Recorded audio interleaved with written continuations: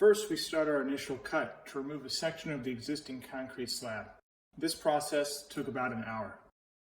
Next, we excavate the pit and test fit our frame. During the test fit, we position our frame level to the surrounding floor. This is essential for accurate alignment readings if using your Quick Tread Edge flush in conjunction with Quick Check Drive.